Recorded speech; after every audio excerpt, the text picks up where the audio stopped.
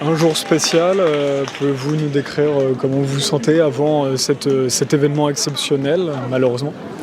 Eh bien, à la fois très touché, parce que Luc Montagnier était un géant, c'était un scientifique hors pair, c'était un humaniste, c'était quelqu'un d'intègre, de généreux, de simple. Les quelques fois où j'ai eu l'honneur de m'entretenir avec lui, il était d'une gentillesse et d'une générosité absolument splendide.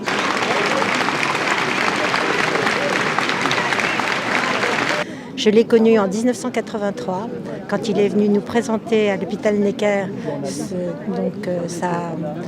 sa découverte, avec d'autres médecins, sur le sida. Et je l'ai ensuite suivi très longtemps parce qu'il travaillait dans notre groupe du Grain.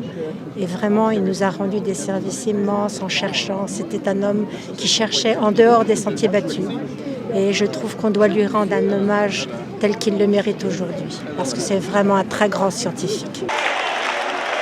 Écoutez, je suis très très honorée d'être là, parce que je l'ai su par les réseaux sociaux. Et donc il fallait être là pour l'honorer, pour tout le travail qu'il a effectué. C'est un grand chercheur. Il rejoint les grands comme Albert Einstein, mais aussi un homme courageux, que je mets comme des hommes comme Churchill, comme De Gaulle. Parce que pendant plus de 2 ans, il a tenu tête aux médias qui l'ont maltraité.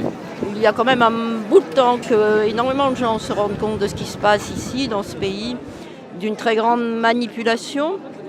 Et beaucoup de gens se sont interrogés, se sont levés à l'occasion des obsèques du professeur Montagnier. Se sont rassemblés là au Père-Lachaise. Je connais le professeur Montagnier depuis pas mal de temps, d'une part parce que pour ses grandes découvertes bien entendu, mais aussi parce que je me soigne par homéopathie depuis toujours. Et il a fait des travaux sur la mémoire de l'eau et donc j'étais très très contente de voir qu'un grand scientifique comme ça pouvait, grâce à ses travaux sur la mémoire de l'eau, valider l'homéopathie. Et puis ensuite, il a fait d'autres travaux qui m'intéressaient beaucoup. Je travaillais beaucoup avec les difficultés de l'enfant et il a travaillé beaucoup sur l'autisme. Donc il avait fait des grandes découvertes aussi de ce côté-là, qui étaient elles aussi décriées malheureusement. Il faisait beaucoup de découvertes un peu avant-gardistes, révolutionnaires. Et donc comme d'habitude, ceux qui découvrent les choses avant tout le monde sont critiqués. Changer de paradigme, c'est compliqué. Je pense que dans l'histoire de ce qui se passe de cette pandémie, aujourd'hui, l'enterrement de Luc Montagnier, ça va rester un moment où vraiment l'ensemble des résistants se sont fédérés, l'ensemble des forces vives de la France, des forces conscientes de la France se sont fédérées pour essayer de reprendre toute son histoire, pour essayer de reprendre tout ce qu'il nous a appris. L'œuvre de Luc Montagnier est gigantesque, c'est vraiment un très très grand monsieur qui s'en va. Il avait cette compétence extraordinaire des vrais scientifiques qui est d'aller chercher là où les autres ne vont pas chercher. Et aujourd'hui, on est entré dans cette fiction qu'il existerait, ce qui est faux, un consensus scientifique correspondant à adhérer uniquement à ce qu'on sait ou ce qu'on croit savoir, et que s'intéresser à d'autres domaines, comme c'était son cas, comme la mémoire de l'eau, l'homéopathie, les forces électromagnétiques dans les remèdes, est honteux, parce qu'on n'a pas le droit d'aller chercher là, mais ce qui est exactement l'idéologie de l'Église à l'époque de Galilée. Donc lui, Luc Montagnier, avait cette extraordinaire aptitude de se fiche de ce genre de considération, d'aller là où son intuition le gouvernait, et puis avec un bagage d'intelligence qui évidemment nous impressionne tous, parce que c'était vraiment quelqu'un d'extraordinairement, qui avait ce mélange d'intelligence rationnelle et de créativité. Et quand les deux coexistent chez une personne, ça donne un immense savant. Ça a été le premier à dire que c'était un virus qui venait de la main de l'homme. Alors à l'époque, évidemment, il s'est fait taper dessus par les médias mainstream, mais aujourd'hui, tout le monde dit que c'est la réalité. Donc il fait vraiment partie des figures de la résistance aujourd'hui. Donc on retrouve beaucoup de monde qui résiste à cette oppression, à cette privation de liberté complètement insensée.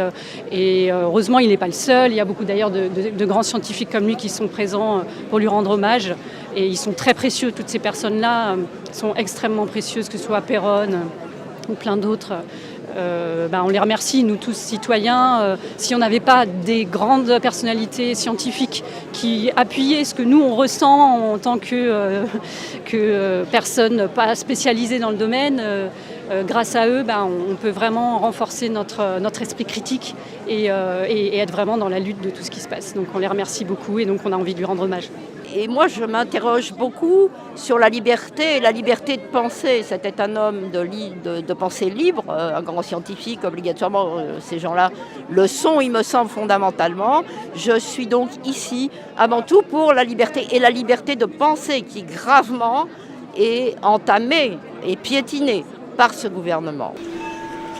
Une disparition comme la sienne, dans un pays comme la France, se heurte au silence honteux des autorités et des médias mainstream qui en plus cherchent à continuer à salir sa mémoire dans des moments où le sacré de la transition entre la vie et la mort devrait l'emporter, nous renforce encore dans l'importance du combat que nous menons pour que les valeurs que Luc Montagnier incarnait, c'est-à-dire l'honnêteté, la créativité, la compétence, la générosité, puissent survivre dans une époque qui malheureusement les met à mal.